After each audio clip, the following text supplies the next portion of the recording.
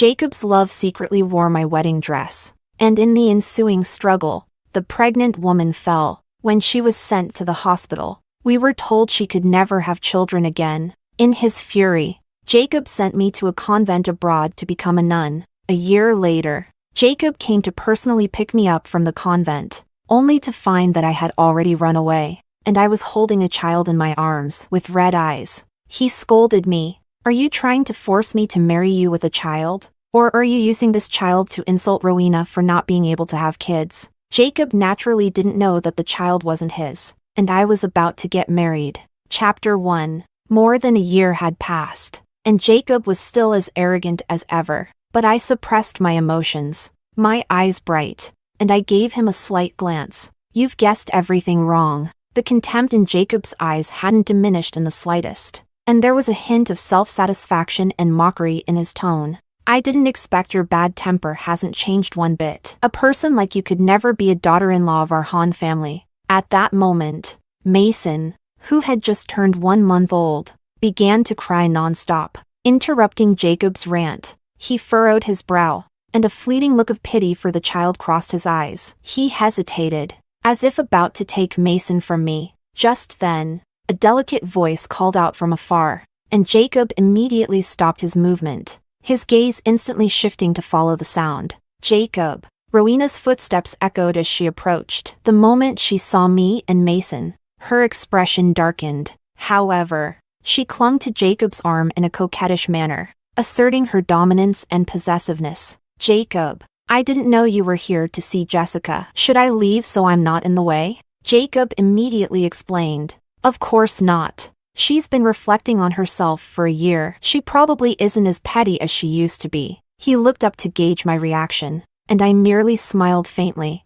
"How could you be in the way? If anyone's unnecessary here, it's me. I'll take my leave." I pretended to walk away, but Jacob grabbed my wrist, angrily scolding me. "I just said you wouldn't be petty, but it seems you're still the same as before. I really overestimated you." If this had happened before, I would have been heartbroken over his bias towards Rowena. But now, I didn't want to argue with him. I simply pulled my wrist free from his grip. "I need to catch a flight. You two enjoy yourselves." This time, when I returned to the country, I had important matters to attend to, but as I left for the airport, holding Mason, Jacob had also booked tickets for himself and Rowena to return to the country. On the plane, Mason immediately began crying from hunger, so I hurried to the nursing room to feed him. However, Rowena blocked my way, attempting to take my child. "Why can't you calm the baby down? Mason has been crying non-stop. Let me try to comfort him." I quickly dodged, holding Mason tightly and cautiously saying, "Mason has asthma. I'll take care of him myself." To my surprise, Rowena started crying, wiping her tears. "I can't have children anymore. I don't blame you for causing my miscarriage. But can't I just hold the baby?" Her crying caught the attention of everyone on the plane, and they assumed I was bullying Rowena. Jacob rushed over, looking at me with disdain. "Jessica, what's wrong with Rowena wanting to hold the baby? What has she done to make you so relentless? I think you've been poorly raised." I couldn't take it anymore, so I stared at Jacob firmly, my tone carrying a warning. "Mason is my child. Rowena had a miscarriage. Why are you blaming me?" Just as Jacob was about to scold me, several other women on the plane began to speak up for me. "We've been listening all this time, and it turns out you're just playing the innocent victim to steal someone else's child. How shameless! Stealing a child in front of everyone, then crying like that? How embarrassing!" Rowena's face turned red with shame as Jacob stepped forward to defend her. "I'm the child's father. This is my family business." At that moment, a female passenger from a nearby seat scoffed and said, "You, a father? Helping another woman steal a child? What kind of man are you? Don't ever take this flight again. Seeing you two together is bad luck." Chapter 2. Jacob, who had never been upset before, was about to explode in anger, his chest heaving dramatically as he couldn't say a word. Rowena, even more furious, gritted her teeth, tears filling her eyes, and she began to cry as she stormed into the bathroom. Just as I was about to push open the door to the nursing room, Jacob raised his hand to block the doorknob. His voice was as cold as ice, almost gritting his teeth as he ordered the stewardess nearby. There are so many people on this plane with children who need the nursing room. But Jessica doesn't need it. The stewardess was at a loss for words. But because Jacob was a platinum card holder, she didn't know how to refuse. However, others on the plane were less forgiving. Someone threw a water bottle at him, shouting angrily, "Is this your private plane or something? How unreasonable can you be? A man like this should not be a father." Jacob, too afraid to argue back, simply turned his head, signaling the stewardess to comply. He still wouldn't let go. I spoke calmly, "Then I don't need the nursing room." At that moment, the lady sitting next to me suddenly spoke up. "I'll cover for you. You feed the baby, and I'll immediately complain about this bully of a stewardess." I smiled and nodded.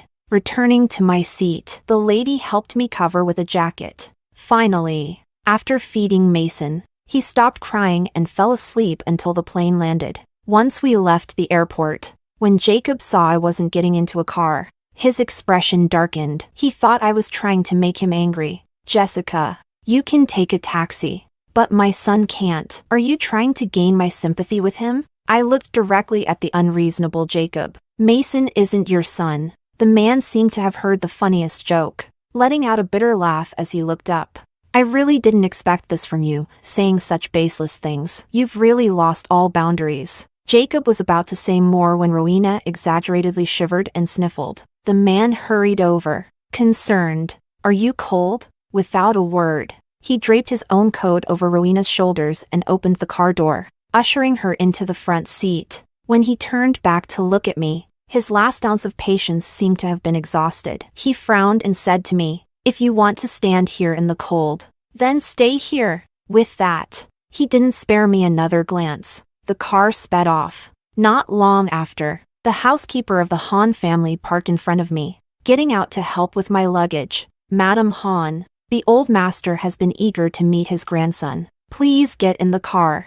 I thought back to a year ago when Alexander rescued me from the convent. The two of us had secretly made vows to each other. At first, old Master Hahn had opposed it, but as the eldest son, Alexander threatened to end his own life, forcing the old man to relent. Now, with Mason in the picture, old Master Hahn certainly wouldn't object. When we arrived at the Hahn house, the lights were brightly lit. Old Master Hahn lovingly took Mason from my arms, then looked behind me. "Why hasn't Alexander come back?" "I was hoping we could discuss the wedding plans together," I explained. "Alexander still has matters to attend to at the headquarters abroad. He specifically asked me to return to see you and take care of some things related to the domestic branch." Old Master Hahn lowered his head, seemingly lost in thought. Inside the house, the Hahn family was gathered, discussing how to make the wedding grand. As for Jacob, his status was special. He was only a bastard son,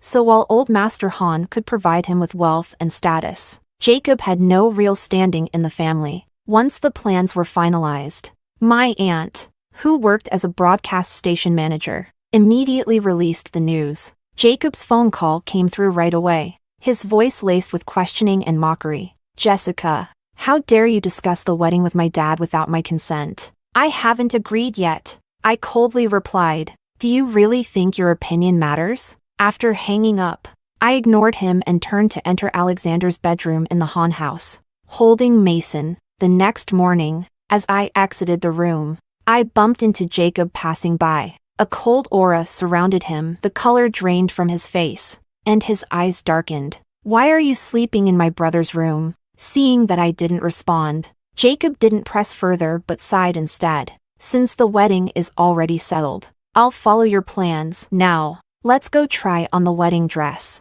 I glanced at the bewildered Jacob, then turned to leave, but he grabbed my arm roughly. "Jessica, you're the one getting married. You're also the one being cold. Is it really that much fun to torment me? Still angry because of Rowena?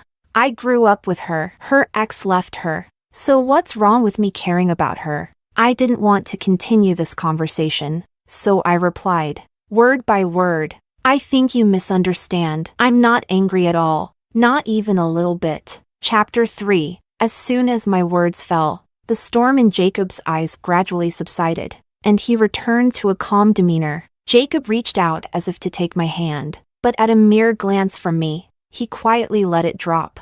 I've already arranged everything, and the original wedding dress has been resized back to what it was. Whether you go or not is up to you. My eyes brightened, and I immediately agreed. The wedding dress that Rowena had altered behind my back had been delivered to China by Alexander, originally a wedding gift. It now carried a fate too wonderful to describe. If I could get it back, it would be a pleasant surprise. Just as we stepped out of the Han family house, Rowena hopped over like a little rabbit, cozying up next to Jacob. As soon as she saw me, a wave of green tea energy surrounded her. I changed Jessica's wedding dress size last time, and Jacob scolded me so much that my bottom still hurts. But now it's fixed. So you must be happy, right? Rowena smiled sweetly, and Jacob affectionately pinched her nose. His tenderness unmistakable. Rowena is always the best. Given the current situation, it was clear Rowena was going with us, so I sensibly sat in the back seat.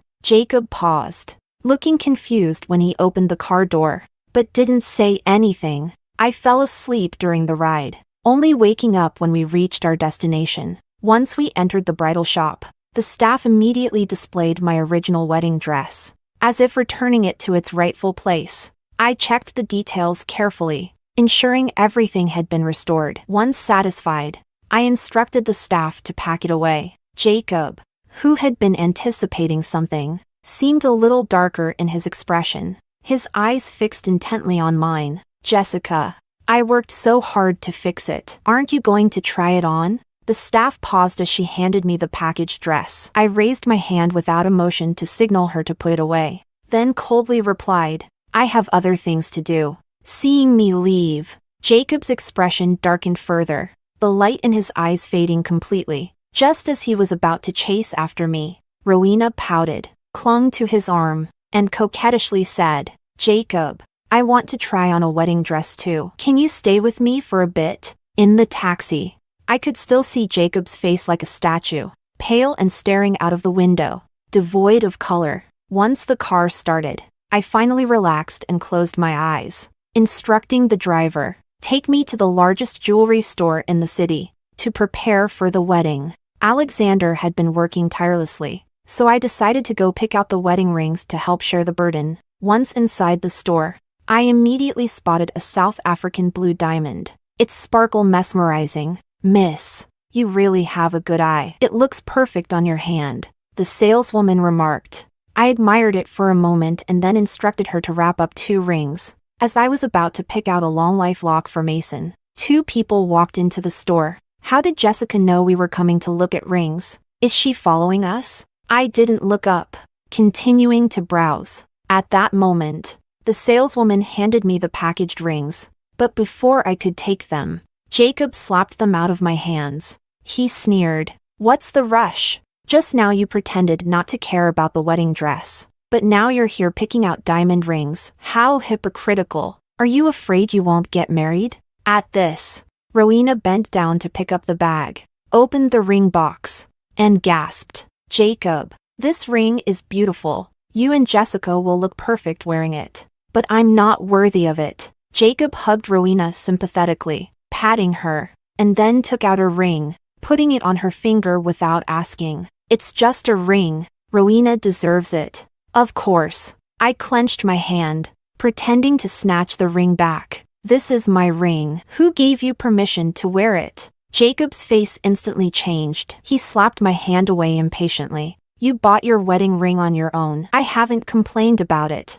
So what's wrong with letting Rowena wear it? You're being so petty. Rowena pretended to be understanding, wore the ring for a while, and then took it off. But secretly, she bent the band. I want Jacob to buy me one like this. I don't need this one. After saying that, she tossed the ring on the ground and whined for Jacob to buy her a new one. I didn't pay attention to them anymore, choosing a necklace and going to the cashier to pay. The next day, I was already in the wedding dress, prepared and ready. However, Jacob barged into the backstage, his anger and confusion barely contained. Jessica, is this your way of forcing me into marriage because of what happened with the rings yesterday? I'm telling you, Jessica, I'm not attending this wedding. You can reflect on your behavior before we get married. I don't believe you'll always be this unreasonable. As soon as he finished speaking, the MC, who had been checking the program, twitched his mouth and double-checked the script. Mr. Hahn, the groom is not you. It's Mr. Alexander. Jacob's eyes instantly widened, his expression frozen in shock as he looked at me. What? What does this mean? Jessica, explain yourself. What do you mean the groom is not me, but my brother? I stood in front of the mirror, finishing my makeup, and replied calmly, since I came back to the country, I never once said I wanted to marry you. It's always been you imagining things. Taking a deep breath, I stood up, straightened my dress, and looked back at the shocked, crestfallen Jacob. You said you weren't going to attend? Fine. Alexander and I never even sent you an invitation. If you can't wish us well, then you can leave now. Chapter 4. As I was about to lift my leg and walk away, dragging my wedding dress behind me, Jacob suddenly yanked my arm forcefully, leaving a red mark on my skin. He stared at me in disbelief, trembling all over. Jessica, stop it. I could tolerate your childishness before, but this is about marriage. To force me. You purposely didn't want to hold the wedding, and now you're dragging my brother into this ridiculous game. Are you crazy, Jessica? The pain made me jerk my arm away from him, and I slapped Jacob hard across the face. The veins on his forehead bulged instantly. I couldn't help but laugh bitterly. So, in Jacob's eyes, does he think I still have lingering feelings for him? That love had long since faded into the wind. The moment he locked me in that convent, I rubbed the red mark on my arm, trying to make it disappear quickly, hoping I didn't appear so out of control. At just that moment, the event staff came over to call me to the stage. I quickly composed myself. I glanced at Jacob one last time. Then, supporting my maid of honor, headed to the ceremony. Jacob kept following closely behind, trying to stop me and ask me for an explanation. But soon, Alexander noticed and sent bodyguards to block the backstage, preventing Jacob from causing any further disruptions. The wedding ceremony didn't have many formalities. I took Mason from the nanny and stood on stage with Alexander, with all eyes on us. I couldn't help but feel a little nervous. Alexander didn't seem bothered by that. He tightly held my hand and leaned in to whisper in my ear. Don't be nervous. After all, you're already my wife. But while the scene between Alexander and me was filled with warmth, apart from the Hahn family who sincerely wished us well, others couldn't stop whispering. Jessica made a seamless transition. Didn't expect she even has a child now. I guess she's marrying into the Hahn family after all. Isn't that how it is with rich families? So many forced marriages. Where's the true love? A woman gets to marry up, no matter who she marries. It doesn't really matter. The small mutterings of a few people caused the atmosphere, which had been joyful, to freeze. Just when I felt utterly embarrassed, Alexander took the microphone from the host and responded seriously. It's my brother Jacob who has wronged Jessica. She's suffered so much, and I've done everything I can to help her resolve her pain. It's me who's been pursuing Jessica. As for our child, Mason, it's something we both agreed upon, just so that the old man could be at ease. If anyone is forcing a marriage, it's me, not her. As soon as Alexander finished speaking, the murmurs from the audience quieted, and the ceremony proceeded. But no one expected that. Right after the host introduced the next segment, Jacob stormed onto the stage and snatched the microphone. Everyone was stunned. The atmosphere, which had just started to ease, became even more tense. The air so thick it felt suffocating. Seeing Jacob so agitated, Alexander stepped in front of me, fiercely warning, I suggest you leave now. Don't force me. But Jacob seemed completely indifferent to anyone's warnings, ignoring Alexander and staring at me intensely. Jessica, I'm giving you one last chance. Come with me now. The cheerful mood was completely ruined. I furrowed my brows and impatiently looked at him. If you're sick, go see a doctor. I'm marrying Alexander. Jacob laughed maniacally, as if he had heard the funniest joke, and was about to announce something into the microphone. His actions immediately triggered a furious reaction from the Hahn patriarch,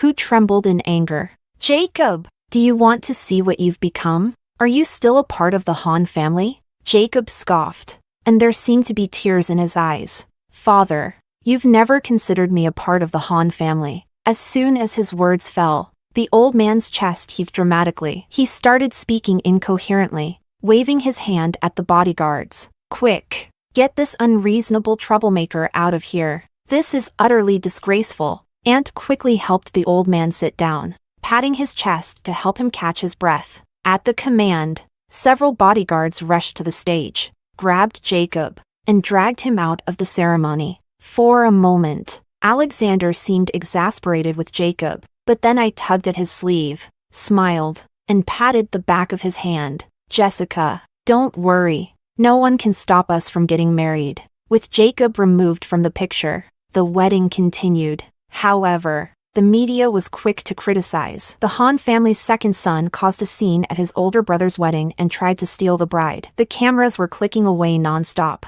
But this incident actually helped Jacob in being relieved of his position as the president of the subsidiary company. Once the ceremony ended, Alexander and I took a car back to the Han residence for the wedding banquet arranged by the Han family. Mason attracted a lot of attention, and just from him alone, there was a mountain of red envelopes. Alexander looked both amused and frustrated, his voice tinged with jealousy. It's hard for me to come back to the country, and no one gives me a red envelope. But now that we're married, everyone's flocking to give all their red envelopes to my son. Sigh. His words immediately made everyone burst into laughter, with relatives eagerly trying to hand him red envelopes. Aunt pouted, teasing. Looks like Alexander's been living abroad too long. Now he's all slick with his words. Ha ha ha. I casually handed him a red envelope to shut him up, but Alexander directly grabbed my hand and whispered in my ear with a mischievous tone. I wonder when the dinner will end. We can't skip the honeymoon just because we have a child,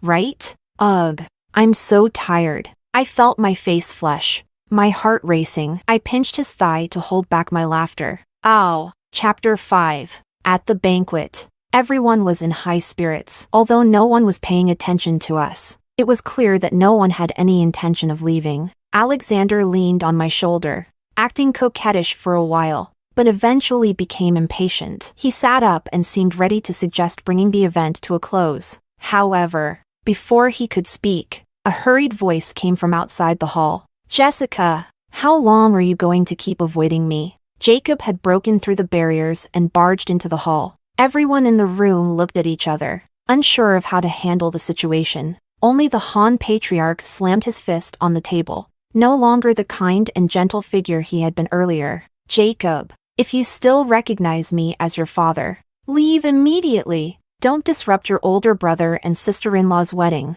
Jacob exuded an air of fury, clicking his tongue as he scoffed at the old man's words. Sister-in-law? Jessica is my fiancée. Why should I call her sister-in-law? Are you all joking? Alexander, who had initially not wanted to stoop to his level, suddenly turned serious, his eyes darkening as if a storm was coming. Jacob, it's a fact that Jessica and I are in love and married. What kind of behavior is this? Causing a scene in front of everyone? I don't care whether you accept it or not, but from now on, when you see Jessica, you will address her as sister-in-law. At that moment, it was impossible to tell whether Jacob's expression was one of tears or laughter, but the coldness in his demeanor was palpable. Alexander, fearing I might be in danger, shielded me with his body, but I gently patted his shoulder and stepped forward. Jacob, oh no, brother-in-law, though I don't know why you're causing such a scene today, at least in front of everyone. You should calm down. Jacob's eyes were red, and the bloodshot look in them was almost unsettling. His voice was deep and hoarse. Jessica, must we really come to this? You must still remember the sweet times we had together, right? Why is it that every time I see my brother, you forget everything about us and marry him without a word? Jacob's words no longer affected me. I nodded slightly and smiled. What's in the past is in the past. It's not appropriate for you to say such things at our wedding banquet. As I spoke, Jacob's fists clenched tighter. Before I could react, he took several steps forward and tried to grab me. His actions were immediately stopped by the Han patriarch's roar. How dare you? Alexander grabbed Jacob's arm and pushed him back a meter. I've given you the respect you deserve. I hope you don't push your luck. Before Jacob could respond, Alexander landed a solid punch, sending him crashing to the floor, unable to rise. In an instant, blood started to seep from the corner of Jacob's mouth. It seemed that the commotion had disturbed Mason. As he began crying loudly, Alexander turned to me and said, "Take Mason to the room. Leave the rest to me." I hesitated for a moment before nodding, preparing to leave. Just then, I felt a force pulling at my dress. I turned to see Jacob standing there, his expression softening. The wildness and breakdown from earlier had vanished. "Jessica, please don't abandon me. I really still love you." I couldn't help but notice Mason still crying, and my patience started to wane. I looked at him coldly. "Brother-in-law, what you're saying right now is crossing the line." Ignoring Jacob's stunned and bewildered expression, I slightly bowed. "Goodbye." I quickly took Mason and left, but the sounds of fighting intensified behind me, echoing through the hall. I could hear Alexander, out of breath, speaking with the authority of an older brother. "Don't you want a fight? Fine. I'll fight you." I hesitated for a moment, but thinking of the Han patriarch being present, I knew Alexander wouldn't be hurt. Once we returned to the room, I had just managed to calm Mason down when the sound of an ambulance siren reached my ears. I hurriedly looked out the window, only to see Jacob being loaded into the ambulance. Rowena, standing beside him, was holding onto Alexander's collar, crying hysterically. "My Jacob! What happened to him? Aren't you his older brother? Why did you beat him like this?" Alexander showed no mercy, shoving Rowena to the ground, and coldly responded, "He brought this upon himself. Otherwise, I wouldn't have had to strike him on my happiest day." Rowena's eyes flashed with a glimmer of hope, her excitement palpable. "So, Jessica, you really married him? Does this mean Jacob can marry me now?" Alexander let out a helpless laugh and then ordered the door to be closed.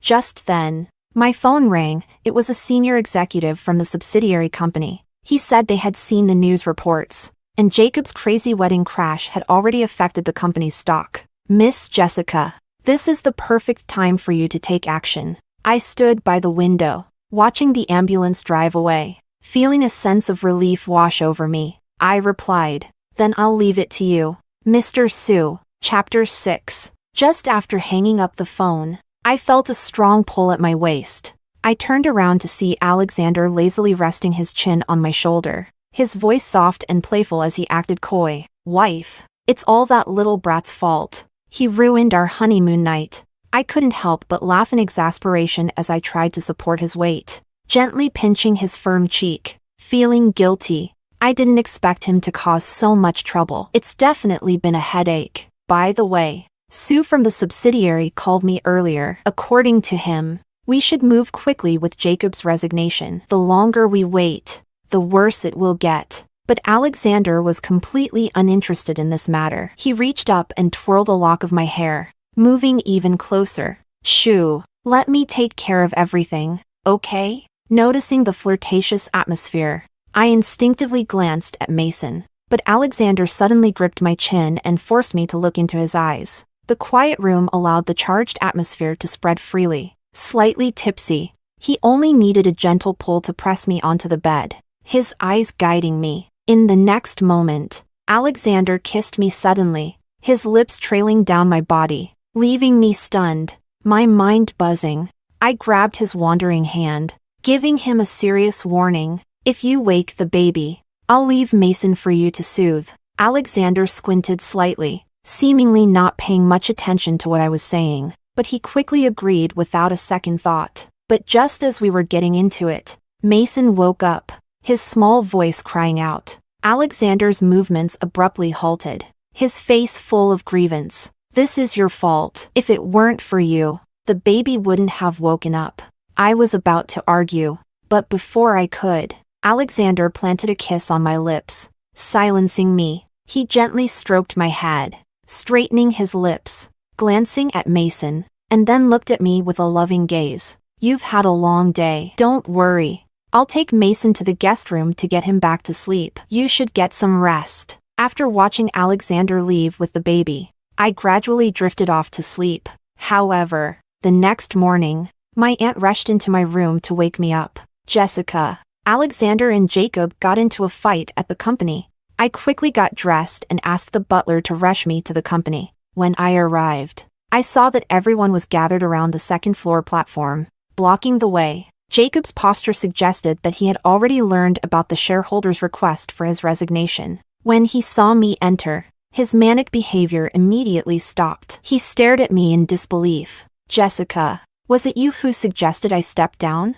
I've always been sincere with you, and now you're doing this to me? I frowned, unimpressed by his words, and replied coldly, "You're overestimating me." This matter was discussed between Dad and Alexander. The truth is, you don't have the capability to be a good CEO, nor can you take the Hahn family to greater heights. Jacob suddenly looked defeated, taking several steps back as he looked at me with a wounded expression. Jessica, if you're willing, I can give up everything, the company, everything. Let's get a divorce right now, and I'll marry you. I'll give you everything I have. What do you say? I immediately felt a headache coming on. I stepped closer to Alexander, sizing him up. You should stop calling me by my name from now on. With so many outsiders here, just call me sister-in-law. It's more fitting for the family. Jacob clenched his teeth in anger, hatred radiating from his eyes as his veins bulged on his forehead. Before he could say anything,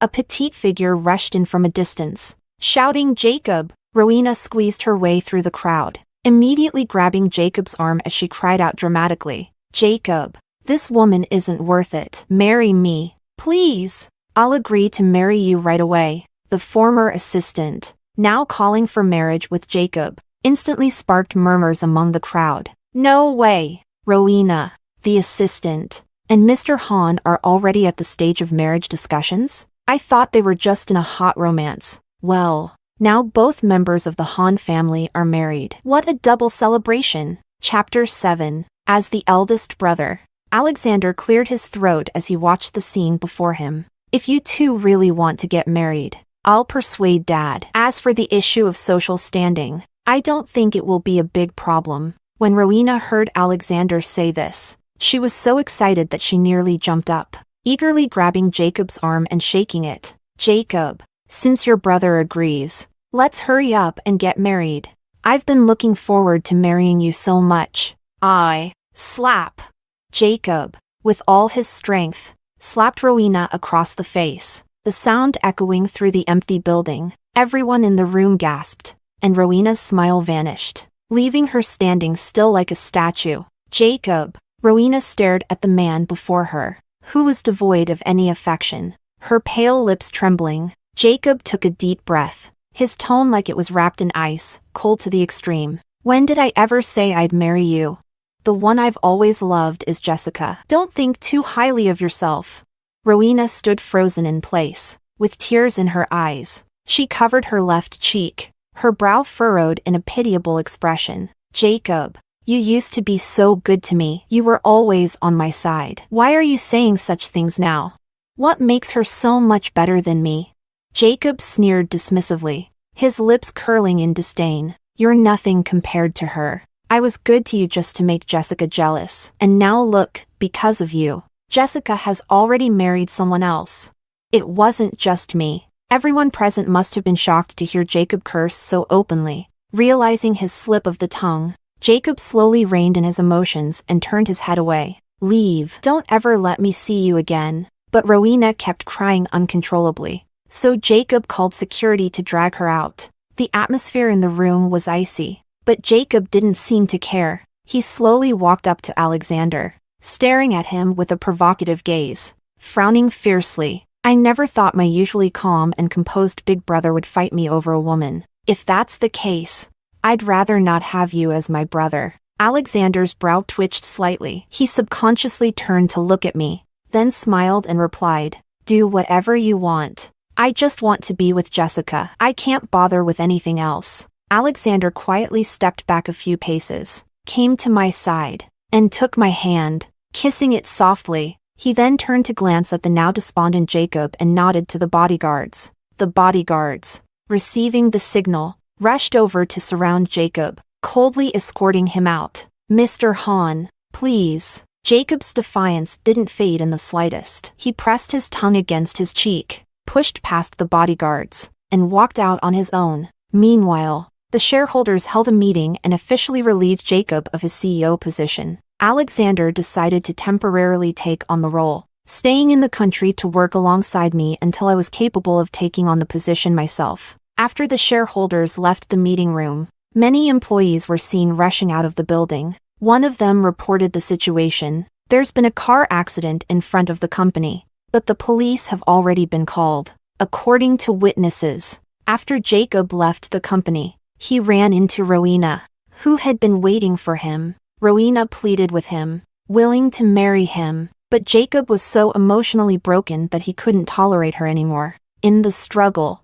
Jacob pushed Rowena into oncoming traffic. Blood was spilled immediately, and passers-by called the police. When we arrived at the building's entrance, we found Jacob sitting motionless, watching as the paramedics collected Rowena's body. Soon after, the police arrived and reviewed the building's security footage. Piecing together what had happened, they decided to take Jacob in for further questioning. The moment Jacob was handcuffed, he looked at me thoughtfully, but then he didn't lift his head again. As expected, Jacob was arrested for manslaughter, but rumors from the prison indicated that his mental state was deteriorating. If the next psychiatric evaluation confirmed this, he would be transferred to a mental institution. Upon hearing this news, old Mr. Han was so enraged that it nearly triggered a heart attack. He immediately announced that he was severing all ties with Jacob. With all the chaos, things seemed to finally come to an end. Alexander and I focused on our work,